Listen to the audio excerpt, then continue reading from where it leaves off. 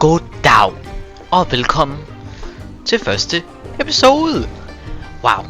Så jeg skal simpelthen spille Skylanders Sparrow's Adventure. Og min mål er bare at få 2 stjerner på alle baner, fordi jeg er ikke god nok til 100%. Jeg er lige 2 skodder. Skal vi se engang her. Tak for at vente. Så jeg har lavet en liste af jeg har lavet en liste af figurer, som jeg vil prøve at bruge lidt mere, som jeg ikke har brugt i andre spil. Så jeg tænker bare, vi kan da bare lige gå i gang med første kapitel. Greetings, young portal master. Høre, hvad ham her kloge mand I siger. have been waiting for you. I am Eon, your guide in this world. But where are you, you may ask? This is Skylands, an ancient world of wonder and mystery. For generations, the Portal Masters and the Skylanders kept peace and balance in this world, so that all creatures could thrive. Magic flows through everything here. Every rock, every tree, and every beast. But now our world is in great danger. The darkness is spreading. Skylands needs your help. Jeg håber det er okay, den er på engelsk. A great adventure awaits you, young Håber I alle portal sammen kan master. engelsk. I have sent my assistant Hugo to seek you out. We will speak again soon. Soon. Så det er noget ude af min lomme, 2 sekunder. Yep, det her er noget parallel. Parking's gonna be a snap. They're not just leaving, they're evacuating. Something is terribly wrong. Oh, well, that explains the flying rocks. Are you sure this is a Ham good der Hugo, han er også idea? Just go Han var on, sådan Flynn. helt lille. Get to higher ground. I'll meet you on the other side of town. Rightio. Good luck, Hugo. Master Eon said help would be coming. He said to be right here. First, the core explodes. Then, I start hearing voices. And now, I'm in the middle of a village being ripped apart by who knows what. Clearly, I am losing my mind. Ja, jeg tror han loser hans mind. Now is the time, Portal Master. Det er mig, der er Portal Master.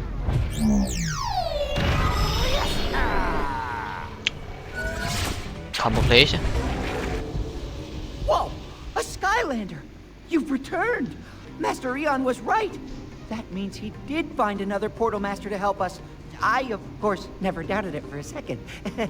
Ja, som I kan se, så har jeg en figur her. Så har de primært, eller ja, de har 3 forskellige moves. Så det her, det er den ene. Det er den anden, og så unlocker man en tredje senere. We heard the Skylanders were all gone, but it's great to see you're here! That main road was destroyed, and now the townsfolk are all trapped inside! It's very dangerous! It's very dangerous. Ja. Så jeg tænker, jeg ved, I sidder og tænker, hvordan virker det der stjerner? Så en stjerne, det er bare sådan, at man kommer igennem banen. Og så den anden stjerne her, det er den lidt irriterende, for der skal man sådan speedrun det. Og så er der så den tredje, som er at få alle de her seje ting. Og så ja, der er en masse ting. Ja. Så de er jo alle sammen i det her level, så det kan jeg jo vise. Hold det ferie, det er lækker. Oh, thanks! Can you grab that key and get us out of here? Get the key, Jeg kan young godt Portal Master. tænde. Use it to open the locked gate. Yippie! Så I kan se her. Det her, det er en treasure chest. Der skal så gøre sådan her. Wow. Og så åbner den, og så bliver jeg bare rigtig glad for det, så mange gode sager ind i. Og jeg kan nemlig huske, at der er en lille hemmelig ting, hvis man går tilbage her nu. Og bruger den her kanon og siger Kablaui. Så eksploderer det nemlig et hus. Og det viser... Wow! En legendary treasure, som bare sådan en... Ikke bare en tilfældig ting. Og så får man også noget guld. At samle dem. Så det er legendary treasure. Og så, som man kan se over på den anden side der. Det er en story scroll, hvor at... ham der Ian, den gamle mand, han står og taler mega lang tid, og det er mega kedeligt. Så det er ret fedt. Oh, am I so glad the Skylanders are here. Hope there are more of you. We have a doodle of a problem here. Det er en See, the bridge is out, and people are trapped on the other side of Turtle Gully. Gosh, I hope they're okay. Blobbers over there can't move that turtle. Could you please help him? Blobbers? Den kan ikke rykke. Jeg skal nok hjælpe. By Pythagoras' theorem, you're a Pythagoras. Skylander. Push the turtle to clear a path forward. Oh yeah. Jeg ved ikke, hvor de fik ideen fra, at det skulle være skildpadder. Nogle hjerner er bare... Hey down there! Wow, jeg tror der er en deroppe. Name's Flynn. Hugo told me to meet you. Hvad Use så those det? bounce pads. They're super springy. Men først skal jeg faktisk lige herned. For der er en lille... Shhh, hemmelig ting. Oh yeah. You need a magic Skyland. Jeg kan skifte til min Magisk Skylander, som er ham her. Men han ser jo helt mast ud, så jeg kan nok ikke rigtig se så meget. Det er fordi, jeg vil gerne lige starte sådan... mere sådan... rigtig... Fordi når man starter, så er det jo ikke normalt opgraderet det her. Jeg kan lige reset ham her. Oh yeah! Og her, der er det altså bare fyldt godt op med ting. Så der er en hat her. Og hatte, de er sådan lidt sjov.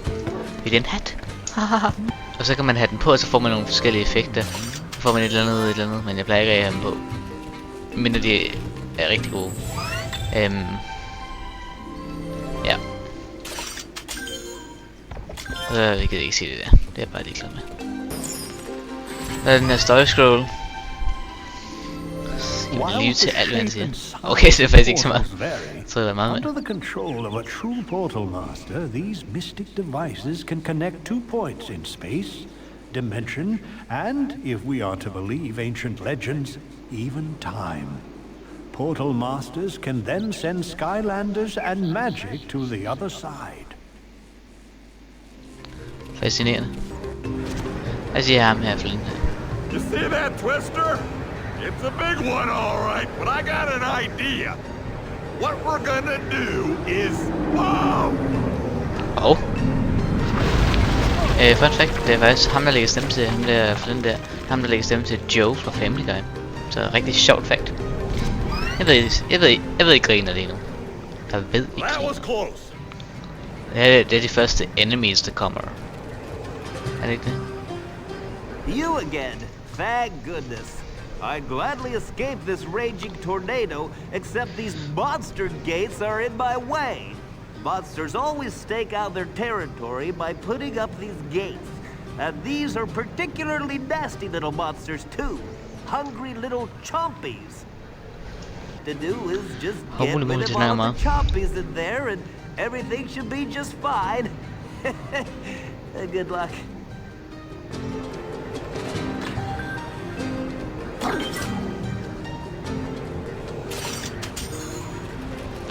Kom her, det er de virkelig dem, de er.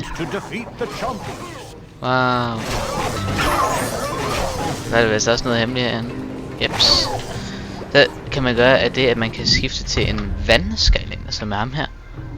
Whamshell her. Optællelse. Wow, det gør den. Og så er han bare virkelig sej. Så, fordi vandskylanders, de kan sådan sige på vand. Det er ret smart. Ham kan jeg også lige reset lige hurtigt. Så får jeg lige nogle penge til ham. Men det er treasure chest. Wow, hvor fascinerende. Jamen så er det sådan, det glemmer jeg faktisk. Nu forklarer jeg det. But they can only be opened by a Skylander of the same element. Ja. So like the water gate can be opened by a water Skylander. Ja, jeg tror vi forstår det. The tech gate is, well, you know, by a tech champion. I made it totally obvious, right? Ja. Det vil jeg sige det, men ja. Så man kan godt skifte til en anden type ting inde i zonen, men man skal bare have det til at ligesom unlock. Wow, en hat. Ej, hvor er jeg glad. Jeg ryster alt, hvad jeg kan. Wow, den er fin. Den vil jeg lige have på. Den er ekstremt fin, den her. Der var bare en hat. Så skal vi skifte igen. Vi skal ind til...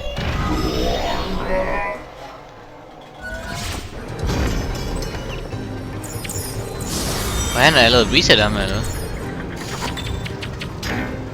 Okay. Hvordan ramte den der mig? Skriv i kommentarerne, hvordan den rammer. Wow, også en hat.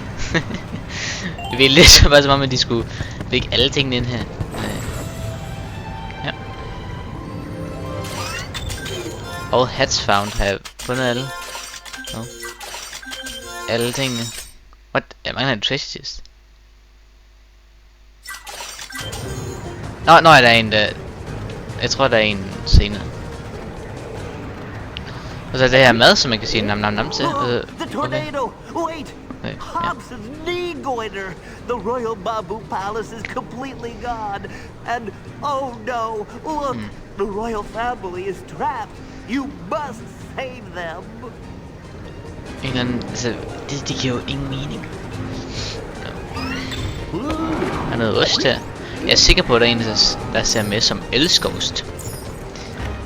Altså, normalt er det meget mere gemt, de her treasure chests og sådan noget, men det er bare det, for at man kan sådan se, hvad de forskellige ting er gået ud fra.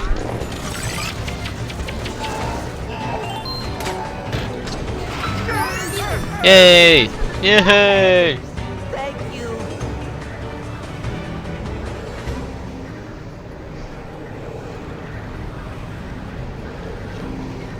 Så det var da meget sjovt. You did it! Thanks to you, all of the Just it, villagers one of managed to evacuate just in time. Nam hernede på gulvet. This is Ah, only the you're back. beginning. There are reports of terrible disasters all throughout Skylands. Yeah, well, there's gonna be another one if we don't get moving. That tornado is right on top of us. Oh, Håber det er okay, jeg lige but spiser we noget should maver. get to safety. I'll explain everything on the way. Ja. Han forklarer alt på vejen her. Åh.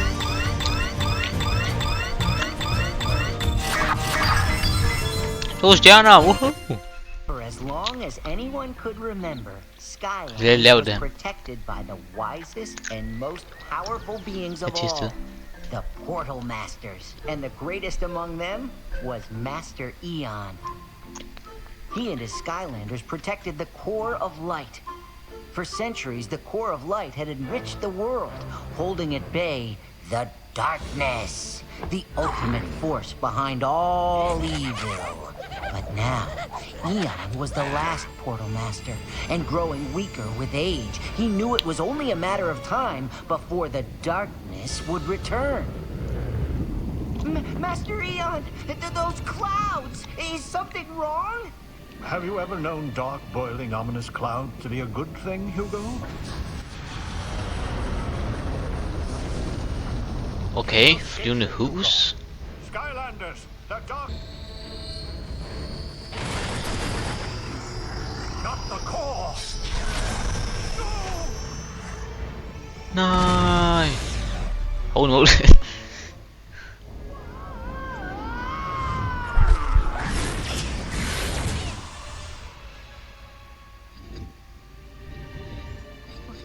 Master Eon? Uh-oh. And that was What? the day the core of light was scattered to the far corners of the universe, and Skylands lost its greatest protectors. But there is more to their story. As the Skylanders were drawn farther and farther away from the magic of Skylands, they began to shrink until they reached your world, waiting for you to find them. And Master Eon, he survived the blast, but was changed. He became a spirit. Though without his body, he couldn't fight chaos and the darkness. But now we have you, young Portal Master. Hold op, det var en lang sekvens.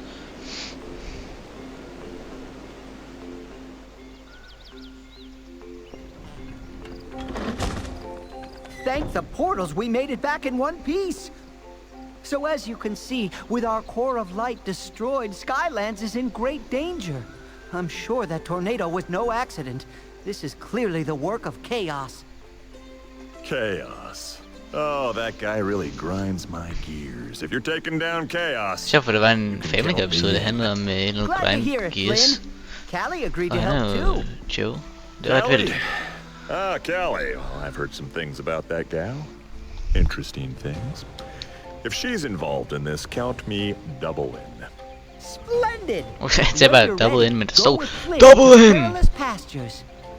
I'll Double prep flip. the balloon for takeoff. And if you bring back any more of those sheep, I'll never forgive you. Ja, han er sådan lidt racistisk Dr. over Flynn. for får af en eller anden grund. Jeg tænker, at... Jeg må lige se, hvor lang tid jeg har optaget. Jeg laver de første 2. Det bliver i den første episode, fordi de er sådan lidt mere... Det hænger sådan lidt mere sammen, eller et eller andet, jeg ved det ikke. Yeah, Who we gonna be? I'm sure Callie will be thrilled to meet me. And who can blame her, huh? So, you ready to shove off, you big sky what's it? Sky what? Det er altså ikke det her. Yep, I'll have this Ja, bare en Callie menneske. eaten out of the palm of my hand. Det var bare Joe, det her. Vi ved det alle sammen godt. Perilous pastures. En nem måde at gøre det på, det er So, bare... hey, I think we should find this lige ting. Callie as soon as possible. It's just not fair to deny the girl the pleasure of meeting me.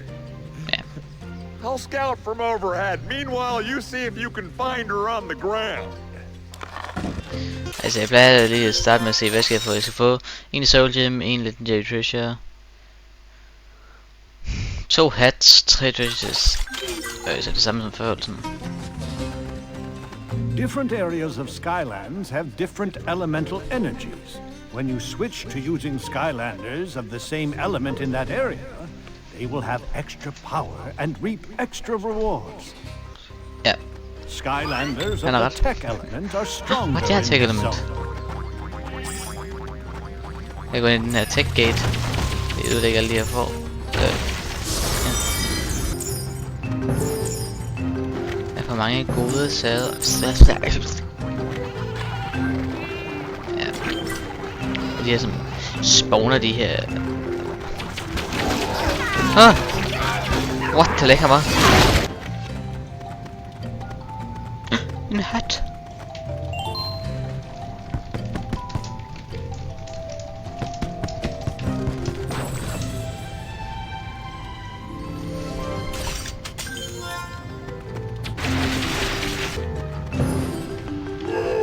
Androgyst. Jeg fandt smule det der rystværk. Her var noget mere. Her var noget mere. Rimen. Så det her det er sådan en soul gem. Nu tror jeg alt for hurtigt af en grund. Det var lidt dumt. Men så kan man så får man så sådan en bestemt ability som man får. Jeg ved ikke. Magi-elementet. Så man behøver ikke, men det er meget sjovt bare lige at... Og ja.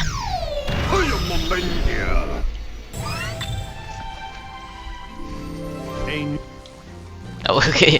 Ikke det, jeg er lidt... Det er lidt faldet i søvn.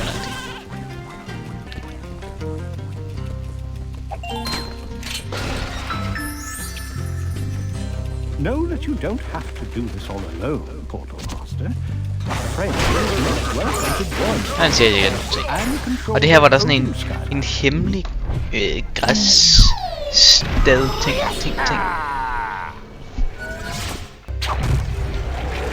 Og den skal man bruge for at kunne få en eller anden sjælden dem ser du til. Skylanders of the life element are strong. Hvad med Legendary Treasure? Og de senere baner så giver det lidt mere. For eksempel her så giver den kun 60 eller 100. Og så nogle gange så senere hen så giver det sådan 1000. Og 1000. Det er mere end 100. Det er sådan 100 gange så meget. Jeg skal lige gå tilbage der, fordi der er jo en... Der er jo... Det ved jeg også godt. Nej, ikke det der. Jeg skal herhen.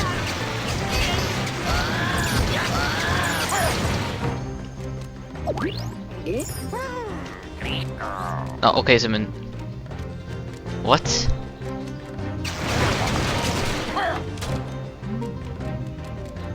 Man skal måske klare den her i 2 omgange, så. Okay, det må jeg bare lige gøre så. Jeg skyder, det er derude. Wow, vandmelon. Der er der en der Callie. Flynn the Balloonist here. That's me at your service. Charming. Yes, I know.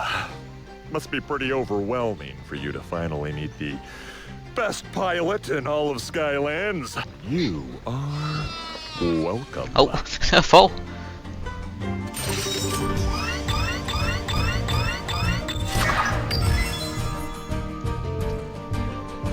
Treasure chest. Jeg mangler en del treasure chest. Kan det virkelig passe, der er 2? Nå ja, der var en der, så må der være en i den der vandzone, der er til. Så jeg må lige hurtigt. Back!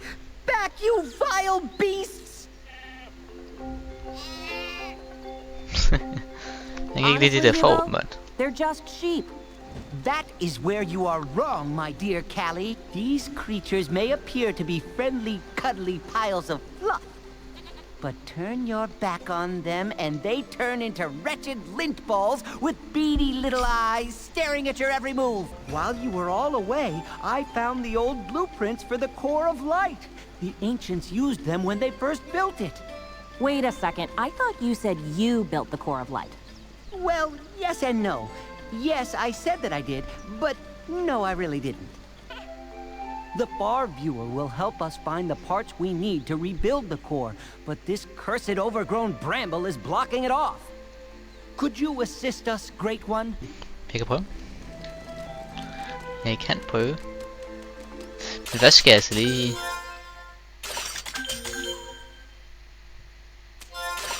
spille det her igen.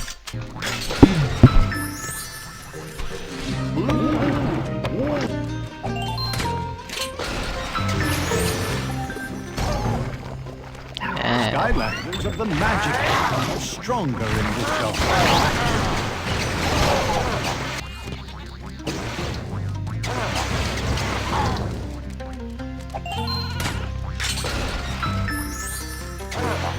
No.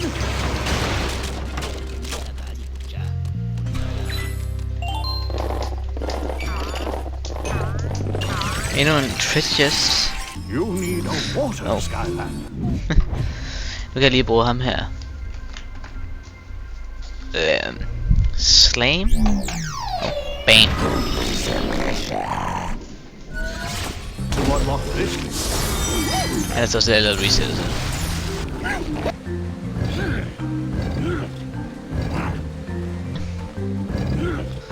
Det er sådan nogle teleporting. Ja.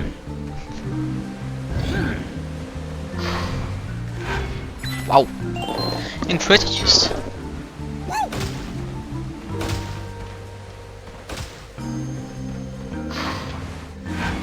Jeps, der var en hat. Var det alt? Jeps.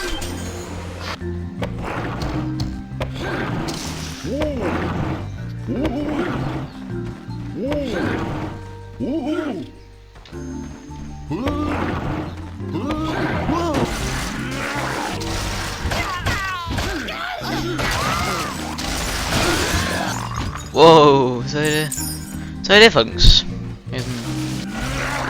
Men styrer den. Wow.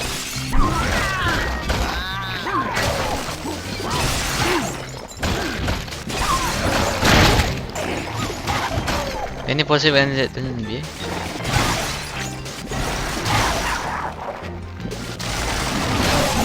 Det er sådan bum og så. Hvad sker der? Spændende. Så var det 2 stjerner på bassen. Okay, men det var vist alt for den her video. Ja, det er godt med dig dog. Så må vi se om... Så det her, det var chapter 1-2. Der er 22 chapters. Ekskluderende de ekstra baner jeg har. Så er der 25, hvis man inkluderer dem. Der er 26 alt, men jeg mangler en bane. Jeg tænker, jeg kommer til at spille max 1-2 baner per video. Så de ikke bliver for lange og for py-agtige. Så ja. Ja, men Oscar Landers, det er det. Og farvel og tak. Og ja, farvel og tak. Pas din nak.